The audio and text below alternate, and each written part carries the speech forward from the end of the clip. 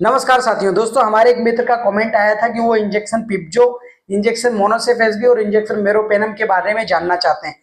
तो दोस्तों, ये तीनों ही इंजेक्शन एंटीबायोटिक होते हैं और बैक्टीरियल डिसीज में दिए जाते हैं मरीजों को अलग अलग कंडीशन पर। तो दोस्तों, मैं एक एक करके तीनों के बारे में आपको बता देता हूँ कि ये तीनों इंजेक्शन कहाँ यूज किए जाते हैं, क्या साइड इफेक्ट होते हैं और क्या सावधानी आपको रखनी है।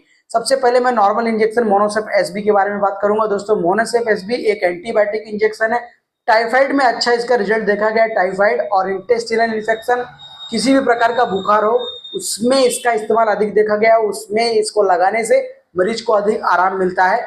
12 हावरली इसका डोज देने से काफी ज्यादा बेनिफिट मिलता है। ड्रग्स का जो डोज कैलकुलेशन होता है उसका एक अलग टॉपिक है, उस पर मैं आपको बाद में चर्चा करूंगा। मरीज के वजन के हिसाब से इसका डोज कैलकुलेट किया जाता है। अब बात करते हैं कि इसका साइड इफेक्ट बहुत ज्यादा होता है। इसको लगाते समय हमेशा सावधान ये रखना है, ये इंजेक्शन जैसे आप मरीज को लगाओगे ना, उल्टी होने के चांस होते हैं, वोमिटिंग होने के चांस होते हैं, चक्कर आने का चांस होता है, बेहोश होने का चांस होता है। तो इसको जब भी आप लगाएं बहुत स्लोली स्लोली 1-2 ml लगा के छोड़ देना है। फिर 1-2 ml 10 मिनट बाद लगाना है, फिर 10 ml फिर 10 मिनट बाद आपको लगाना है। पूरा इंजेक्शन का जो डोज है एकदम धीरे धीरे आराम आराम करके लगाना है, नहीं तो आपके मरीज को जो है वोमिटिंग हो सकती है, चक्कर आ सकता है और मरीज बेहोश भी हो सकता है। इसलिए पहली बार जब इस इंजेक्शन को लगाना है तो इसको बहुत आराम आराम से धीमे धीमे लगाना है, नहीं मरीज बेहोश हो सकता है, चक्कर आ सकता है, वोमिटिंग आ सकती है। तो इस इंजेक्शन को लगाते समय इतनी सावधानी जरूर रखें। बाकी ये इंजेक्शन बहुत ही लाभकारी है। टाइफाइड की बीमारी में बहुत ही अच्छा रिजल्ट इसका देखा गया है। गैस्ट्रो इन्फेक्शन, वोमिटिंग, डायरिया वगैरह इन्फेक्शन में अच्छा रिजल्ट इसका देखा गया है। अन्य भी बुखार वाली जो बीमारियां होती है उसमें भी अच्छा रिजल्ट देखा गया है। अब आगे बढ़ते हुए हम बात करते हैं इंजेक्शन पिप्जो। इंजेक्शन पिप्जो में होता है पिप्रसिलिन टेजोबैक्टम। पिप्रसिलिन टेजोबैक्टम भी बैक्टीरियल डिसीज में काम करता है। ये भी एक प्रकार का एंटीबायोटिक है। दोस्तों, इसका अधिक प्रभाव जो है निमोनिया जैसी बीमारी, लंग्स वाली जो इतने फेफड़े वाली जितनी बीमारी है, निमोनिया हो गया, इसमें अधिक देखा गया। कोरोना काल में आपने देखा कि 4.5 ग्राम के इंजेक्शन बहुत लगे मरीजों को, उससे बहुत ज्यादा लाभ हुआ, क्योंकि ये इंजेक्शन अधिकतर निमोनिया और चेस्ट इन्फेक्शन में वर्क करता है।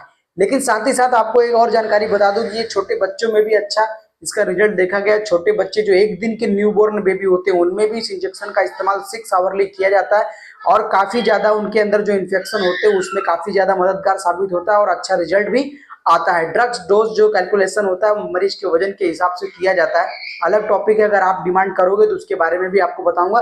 कितने mg पर kg के हिसाब से देना है वो अलग टॉपिक है, उसको बाद में बना दूंगा।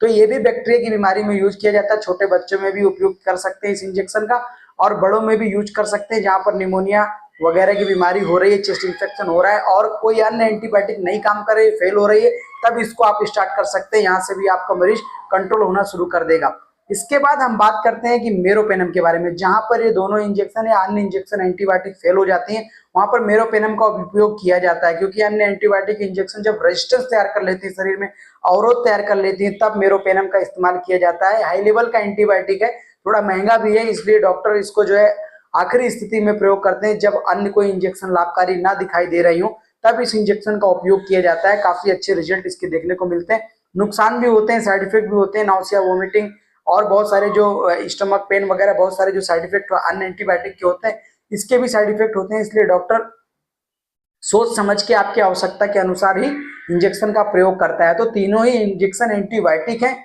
मरीज की कंडीशन के अनुसार अलग अलग तरीके से लगता है। डॉक्टर इसको डिसाइड करते हैं कैसे कब लगना है डॉक्टर के अंडर ट्रीटमेंट में। कभी कभी क्या होता है कि वायरस की जो बीमारियां होती हैं उसमें भी डॉक्टर को आपने देखा होगा एंटीबायोटिक लगाते हुए। तो वायरस की बीमारी में एंटीबायोटिक का क्या लेने देना। कई लोग ये सवाल करते हैं कि भाई वायरस की बीमारी है तो वायरस के लिए तो कोई दवा नहीं बनी, फिर एंटीबायोटिक क्यों। दोस्तों, जब भी वायरस आपके शरीर में प्रवेश करता है, बीमारी लाता है, आपका इम्यून सिस्टम कमजोर होता है, अन्य भी बैक्टीरियल डिसीज आपको हो सकते हैं। बैक्टीरिया की और भी बीमारी आपके अंदर प्रवेश कर सकती है, जिसकी वजह से आपको सेकेंडरी इन्फेक्शन ना हो। इसलिए एंटीबायोटिक का यूज किया जाता है ताकि आपको अन्य सेकेंडरी इन्फेक्शन आपके शरीर में प्रवेश ना कर पाए और आपको अन्य बीमारियों से बचा पाए। बाकी जो प्रतिकार शक्ति होती है वायरस से वही लड़ता है, वायरस की बीमारियों से वही आपको जीत दिलाता है, लेकिन अन्य बैक्टीरियल डिसीज आपके अंदर ना उभरे, इस वजह से हमको एंटीबायोटिक लगानी पड़ती है। बाकी आप अपने शरीर के अंदर के ताकत से आप अपने वायरस को खुद लड़ते हो और उसको डेथ करते हो और आप खुद ब खुद ठीक होते हैं। वायरस के लिए जो वैक्सीन, टीका वगैरह जो लगता है उसके वजह से आपका ट्रीटमेंट करके आपको ठीक किया जाता है। तो तीनों ही इंजेक्शन एंटीबायोटिक हैं, बैक्टीरियल डिजीज में यूज होता है, अलग अलग कंडीशन में यूज हो सकता है। अगर आपको मेरी जानकारी पसंद आई हो तो चैनल को सब्सक्राइब कर लेना, लाइक कर लेना, कुछ पूछना हो कमेंट कर लेना। हो सकता है इतने छोटे वीडियो में कुछ बताना असंभव हो, मैं ना बता पाया हूं, तो आप कमेंट करके मुझसे पूछ सकते हैं, मैं जरूर से जरूर प्रयास करूंगा आपको बताने का। अभी के लिए बस इतना ही, धन्यवाद।